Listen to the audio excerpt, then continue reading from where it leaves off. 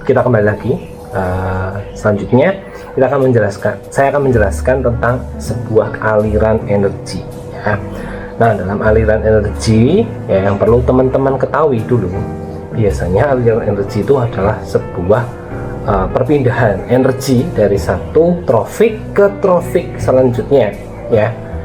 Jadi dalam aliran energi itu biasanya materinya tentang rantai makanan, jaring-jaring makanan, dan juga piramida ya. Nah, rantai makanan itu biasanya berurutan ya, dari pertama itu dimulai dari produsen dulu. Oke. Produsen itu bisa kita klasifikasikan tumbuhan rantai. Kemudian bisa juga kalau di laut fitoplankton atau alga itu juga bisa masuk ke dalam produsen. Nah, produsen itu termasuk dalam trofik pertama. Kalau misalnya dalam sebuah piramida ekologi, nah itu masuk ke dalam trofik pertama. Lalu selanjutnya setelah produsen nanti akan ada konsumen tingkat satu ya. Kalau produsen itu berarti makhluk hidup autotrof yang bisa menghasilkan makanan sendiri. Nah, konsumen ini adalah makhluk heterotrof. Konsumen satu sampai konsumen seterusnya itu termasuk heterotrof. Nah, konsumen tingkat satu ini adalah konsumen yang memakan langsung produsen. Berarti di sini intinya konsumen satu itu adalah hewan herbivora atau pemakan tumbuhan. Ya, bisa itu belalang, bisa itu ulat, tikus, dan masih banyak lagi. Nah, setelah itu akan ada konsumen tingkat 2. Berarti konsumen 2 itu adalah konsumen yang memakan konsumen sebelumnya, konsumen tingkat 1.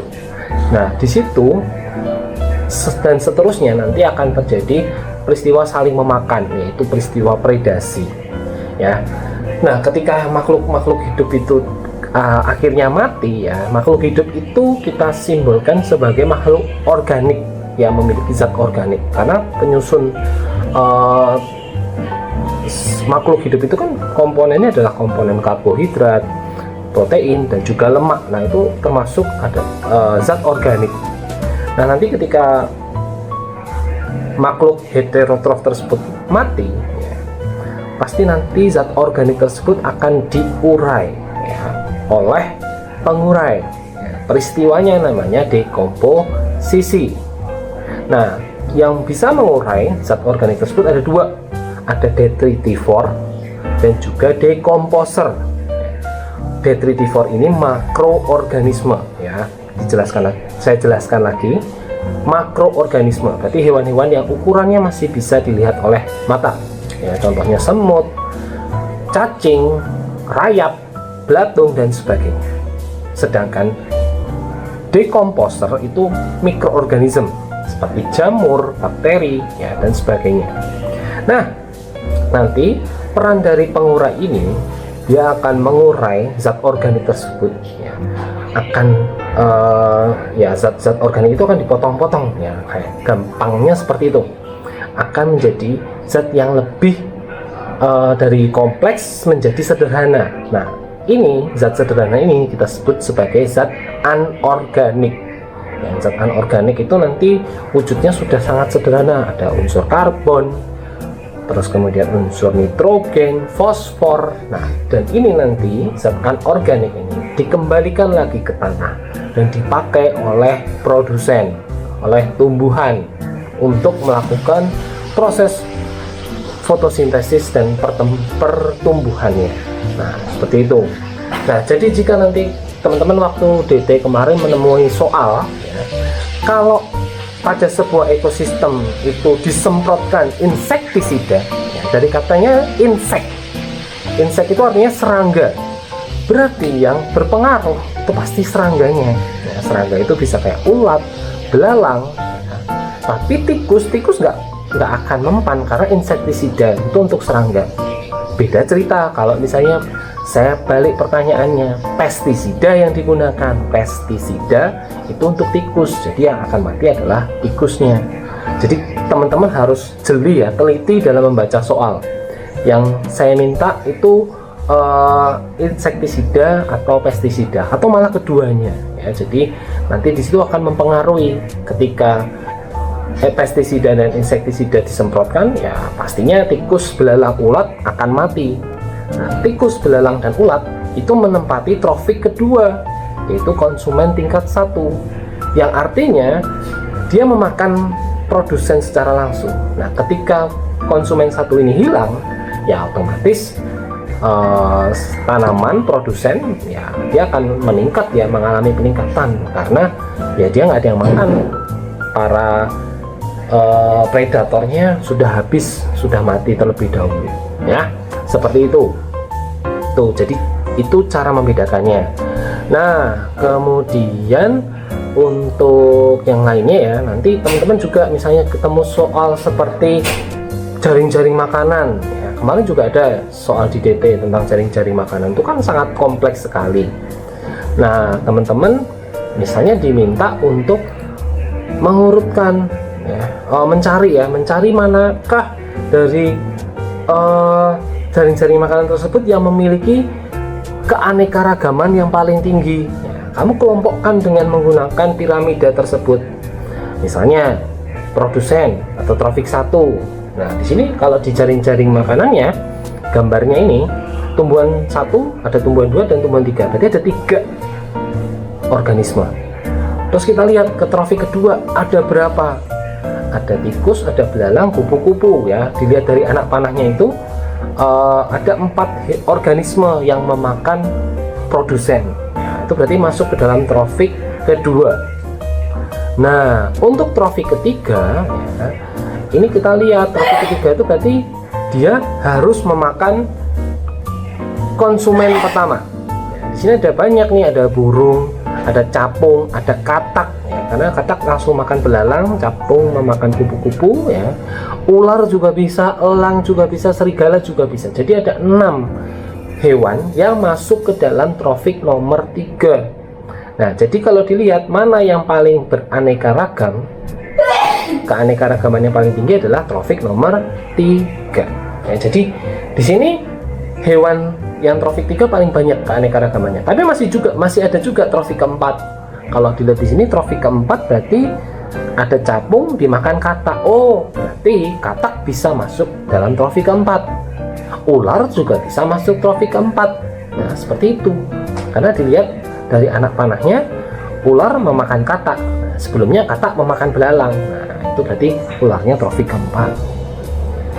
Tapi kan kalau yang ditanya paling banyak ya jelas trofik 3 ya. Kalau paling dikit berarti trofik berapa? Ya jelas trofik 5, karena trofik 5 yang paling terakhir di sini adalah elang. Elang dia memakan ular ya, seperti itu. Jadi kalian harus teliti ya. Terus nanti dalam soal ada soal tentang berbagai macam piramida. Piramida jumlah, piramida biomasa, dan piramida energi ya. Piramida jumlah itu paling mudah, karena tinggal kalian urutkan jumlahnya yang paling banyak itu kalian tempatkan paling bawah ya, dalam sebuah piramida. Biasanya itu produsen yang paling banyak jumlahnya, terus diurutkan sampai yang paling atas itu yang paling sedikit ya, itu piramida jumlah. Nah, sedangkan piramida biomasa itu adalah piramida yang biasanya diukur beratnya, ada masanya, massa kering suatu organisme pada suatu tingkat trofik ya. Jadi ini nggak melulu segitiganya normal ya. Kalau normal ya lebih biasanya pada ekosistem daratan ya, contohnya di hutan-hujan tropis ya, atau mungkin di savana. Nah, itu tuh biasanya masih normal piramida biomasanya. Tetapi kalau misalnya piramida biomasanya terbalik, nah itu biasanya terjadi pada ekosistem perairan. Karena kalau kita lihat massa pada produsen ya, produsen di perairan itu kan biasanya fitoplankton. Fitoplankton itu kan ukurannya sangat kecil ya, walaupun jumlahnya jutaan dalam 1 meter persegi gitu ya, kita ambil contoh. Tapi beratnya itu nggak akan lebih besar daripada konsumen di atasnya ya. Jadi piramidanya akan terbalik jika ekosistemnya di perairan. Oke. Nah, nanti kalau misalnya ekosistem biomasa itu biasanya ingat satuannya pasti ada kilogram per meter persegi atau gram per meter persegi. Ya, intinya ada satuan masanya. Nah, sedangkan untuk piramida energi itu berarti ada satuannya kilojoule, ya bisa kilojoule atau kalori, kilokalori itu juga boleh. Nah, biasanya piramida energi ini ya, kita urutkan dari yang paling besar dulu, energi yang dihasilkan oleh matahari ya, itu kan sumber energi terbesar dalam bumi kita ya.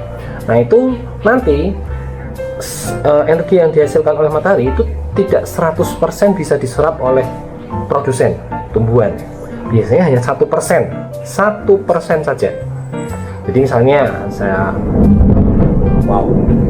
kita anggap energi dari matahari 1 juta kilojoule. 1 juta itu nolnya ada 6 ya. Artinya ketika sampai ke tumbuhan, sampai ke produsen, energi yang bisa diambil hanya 1%-nya saja, yaitu 10.000 kilojoule ya. Nanti setelah itu dari produsen ke trofik di atasnya, trofik 2, trofik 3, itu akan ada pengurangan energi ya, energi yang akan mengalir hanya 10%. Jadi dari 10.000 jadi 1.000, jadi 100, jadi 10, jadi 1 dan seterusnya ya. Jadi semakin ke atas semakin berkurang 10% ya. Sedangkan kalau ke bawah kebalikannya ya, kayak tangga kilometer hektometer seperti itu ya, ingat-ingatnya. Jadi teman-teman perlu pahami ya, nanti kalau misalnya muncul dalam soal, ada soal hitung-hitungan ya, paling soal tentang apa namanya tadi ya, tentang energi piramida energi ya. Nah, di sini kok bisa 10% ya, kemana 90% energi yang lain ya? Pastinya energi yang lain itu akan terbuang karena lepas ya. Kenapa? Karena ya sebagian besar kita gunakan untuk aktivitas dan itu akan lepas dalam wujud panas ya. Oke, gitu teman-teman ya, nanti teman-teman baca lagi. Oke, semangat semuanya, bye bye.